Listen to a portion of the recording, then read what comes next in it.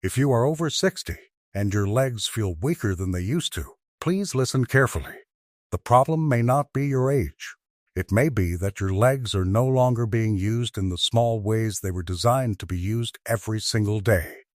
In Japan, you can still see some older adults walking to the market, climbing temple steps, working in small gardens, and moving through daily life with a quiet steadiness that surprises many visitors. Not all of them are athletes. Not all of them spend hours in a gym, and many are not doing anything that looks like exercise at all. So, what is going on? The answer may be hidden in the way they live, the way they walk, the way they sit, the way they clean, the way they use their feet. And the most surprising part is this. Many of these movements are so simple that most Americans walk right past them without realizing they may be protecting strength, balance, and independence.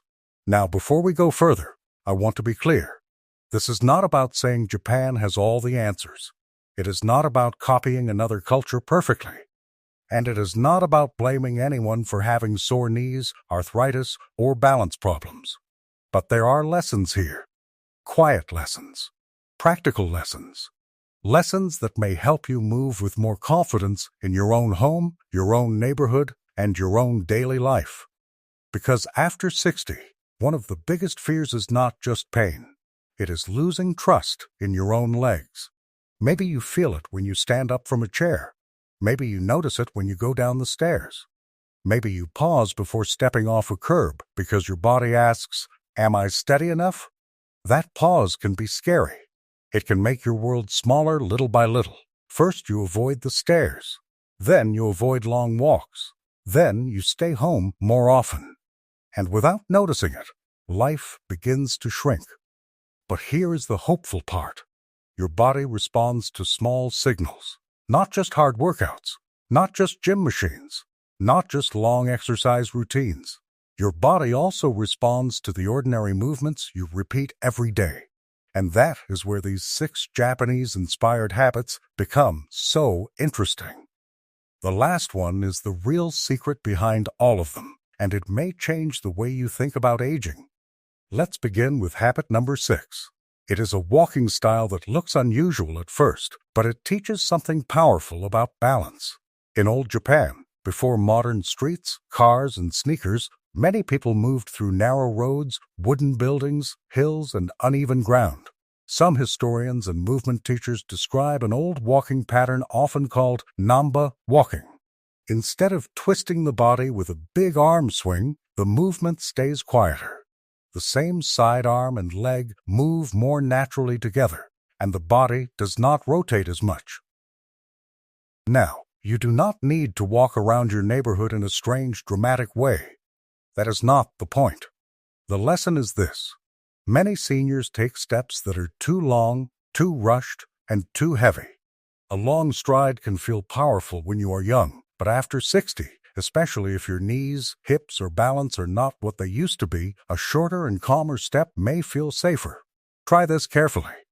Stand tall near a wall, counter, or sturdy chair. Soften your knees.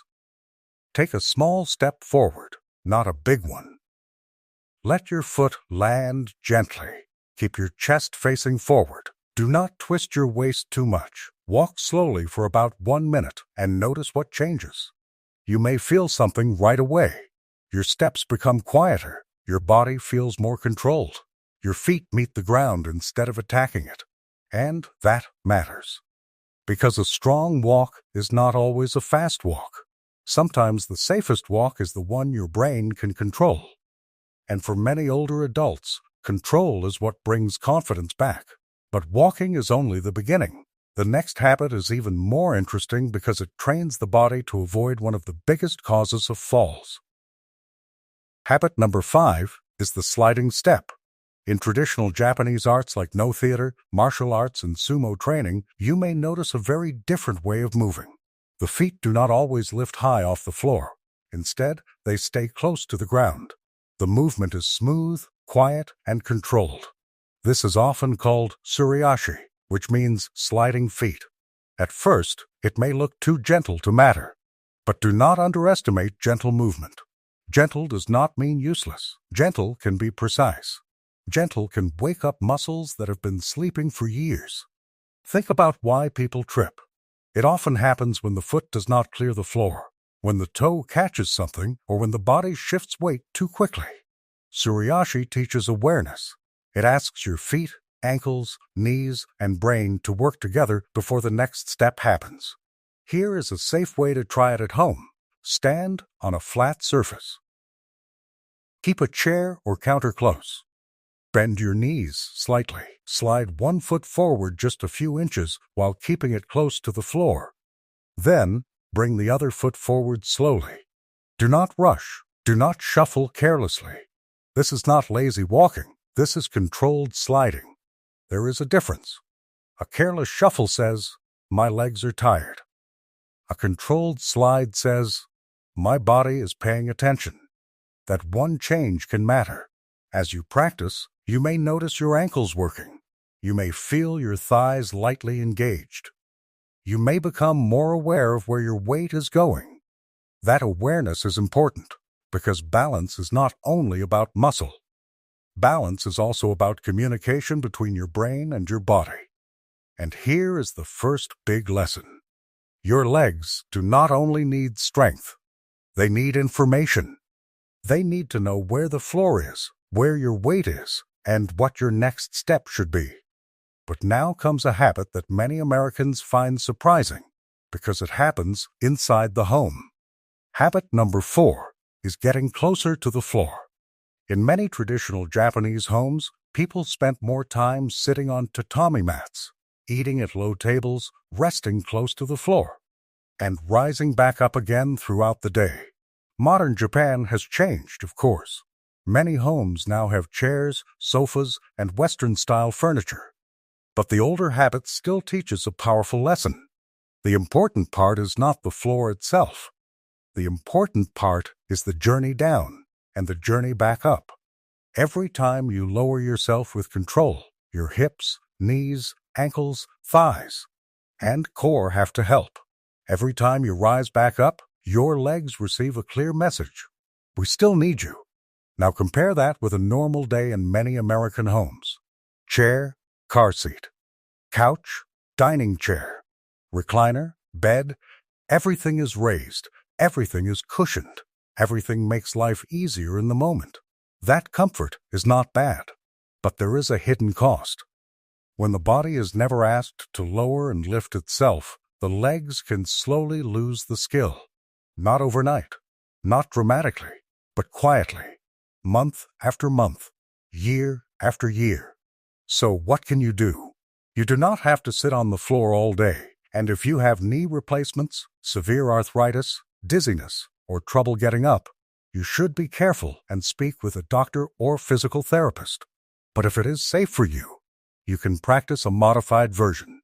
Place a firm cushion on the floor near a sturdy chair. Slowly lower yourself partway down, using the chair for support. Then, stand back up with control. Start with just 2 or 3 repetitions. Not 20, not 30, just enough to remind your legs that they still have a job. If the floor is too difficult, use a low chair instead. Sit down slowly. Stand up slowly. Do not drop into the seat. Do not push only with your arms. Let your legs participate. This is where many people miss the point. Strength is not only built when you call it exercise. Strength is also built when you stop letting furniture do all the work. And the next habit proves this even more, because it turns ordinary housework into hidden training. Habit number 3 is purposeful chores. In many Japanese neighborhoods, especially quieter older areas, you may see people sweeping outside their homes, tending plants, wiping floors, organizing entryways, or caring for small gardens. These tasks may look ordinary, but ordinary does not mean meaningless. Look closer. Sweeping asks the body to rotate gently.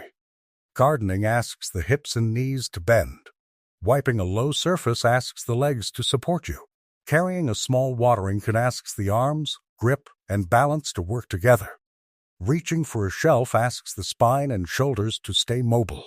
These are the same movement patterns many therapists try to protect as people age. Bending. reaching, turning, squatting, carrying, standing, shifting weight. The difference is that in daily life, these movements have a purpose. You are not just exercising. You are caring for your home. You are caring for your plants. You are caring for the place where you live. That purpose matters. Many seniors do not enjoy formal exercise. It feels boring. It feels forced. It feels like punishment for getting older. But purposeful movement feels different. It gives the body a reason to move. So the next time you do a small chore, slow it down. When you pick up a towel, bend with control. When you wipe the counter, let your body move gently instead of locking your feet in place. When you water plants, carry a light amount and stay steady. When you sweep, use smooth movements instead of quick jerks. Please notice the word light. This is not about carrying heavy buckets or scrubbing until your back hurts. This is about turning safe daily tasks into small reminders for the body. And here is the quiet truth. If you only move during a workout, your body is active for a few minutes. But if you build movement into daily life, your body receives small signals all day long. Those signals add up. But now we need to go lower, all the way down to the feet. Because the next habit may be one of the most forgotten parts of aging. Habit number 2 is waking up the toes. In traditional Japanese footwear like zori or geta, the foot is not locked inside a thick padded shoe the way it is in many modern sneakers. The toes have to participate more. The foot has to feel the ground more. The lower leg has to stay alert. Now, this does not mean you should suddenly start wearing wooden sandals. That could be unsafe for many older adults. But it does remind us of something important. Your feet are not just blocks at the end of your legs. They are living sensors. They help you balance. They help you push off the ground. They help your brain understand where you are. But many modern shoes are stiff, narrow, and heavily cushioned. They protect the foot, which can be useful, but they can also make the toes lazy. Over time, the toes may stop spreading well. The arches may feel weaker. The ankles may lose confidence. And when the feet become less active, balance can suffer. Here is a simple practice. Sit in a chair with your bare feet on the floor. Spread your toes as wide as you comfortably can. Hold for a few seconds, then relax. Now press your toes gently into the floor without curling them hard. Then, relax again. Do this 5 to 10 times. Next, if you are steady and have support nearby, rise slowly onto the balls of your feet. Hold for 1 second. Lower slowly. This wakes up the calves, ankles, and feet. But do it gently. No bouncing, no rushing. You may be surprised by how hard this feels. That does not mean you are failing. It means your feet are finally being invited back into the conversation. And this is important because every step begins at the ground. If your feet are weak, numb, stiff, or unaware, the rest of the body has to guess. And guessing is not what you want when you are walking downstairs, crossing a street, or stepping into the shower. Now we come to habit number 1, and this is the real secret. The real secret is not one special movement. It is not a Japanese trick. It is not a miracle exercise. The real secret is that movement is not separated from life. For many people in America, movement has become something scheduled. You exercise at 9 in the morning. Then you sit for breakfast. Sit in the car. Sit at lunch. Sit in front of the television. Sit again at dinner. And at the end of the day, the body has only received one short message to stay strong. But the Japanese-inspired lesson is different. Movement can be sprinkled through the day. A careful step, a controlled stand, a slow bend, a gentle reach, a few toe presses, a short walk after a meal, a safer way to climb stairs, a moment of balance while holding the counter. These small moments may not look impressive, but aging is not always changed by impressive things. Often, it is changed by repeated things. That is the part most people miss. Your body is always listening. If you tell it, we sit most of the day, it adapts to sitting. If you tell it, we still bend, stand, reach, step, and balance. It tries to keep those abilities alive. This does not mean every problem can be fixed with movement. Arthritis is real. Pain is real. Nerve problems are real. Injuries are real. Some people need medical care, physical therapy, walking aids, or surgery. There is no shame in that. But even with real limitations, many people can still improve how they move by starting small. And small is not weak. Small is how confidence returns. 1 minute of careful walking, 3 slow chair stands, 5 toe spreads, a short walk to the mailbox, a gentle sweep of the porch. These are not dramatic, but they are deposits into your independence account. And after 60, independence is priceless. It is the ability to walk into your kitchen without fear, to visit your family, to play with a grandchild, to step outside and feel the sun, to climb a few stairs without your heart filling with worry, to trust your body a little more than you did yesterday. That is what this is really about. Not looking younger, not competing with anyone, not proving how tough you are. This is about protecting the life you still want to live. So here is what I want you to do today. Do not try all 6 habits at once. That is how people get overwhelmed and quit. Choose one. Just one. Maybe you try the short, calmer walking style for 1 minute. Maybe you practice sliding your feet with control near the kitchen counter. Maybe you do 3 slow chair stands. Maybe you turn one household chore into mindful movement. Maybe you wake up your toes while sitting in your favorite chair. Pick the one that feels safe. Pick the one your body can handle. Then repeat it tomorrow. Because consistency does something intensity cannot do. Intensity often visits for a day and disappears. Consistency moves in quietly and changes the house. Before we finish, please remember this. If you have severe pain, dizziness, recent surgery, balance problems, or any medical condition that affects walking, talk to your doctor or physical therapist before trying new movements. Keep support nearby. Stop if you feel sharp pain, chest pain, unusual shortness of breath, or lightheadedness. Safety always comes first. But if your body is simply asking for a gentler way to begin, then begin gently. The wisdom here is not that Japanese seniors never struggle. Many do. The wisdom is that everyday movement matters more than most people think. Your legs do not only need exercise, they need daily reasons to stay useful. So the next time you stand up, stand with attention. The next time you walk, make the first few steps calm and steady. The next time you reach, bend, sweep, or climb, remember that your body is practicing your future, and your future may be steadier than you think. Now I would love to hear from you. Which of these habits surprised you the most? The calmer walking, the sliding step, getting closer to the floor, purposeful chores, or waking up the toes? Share your answer in the comments, because your experience may help another person who is trying to stay strong after 60. And if this video helped you, subscribe to Senior Wellness for more simple, evidence-informed guidance to help you stay steady, independent, and confident as you age. Take care of yourself, move gently, and remember this. The next strong chapter of your life may begin with the very next step.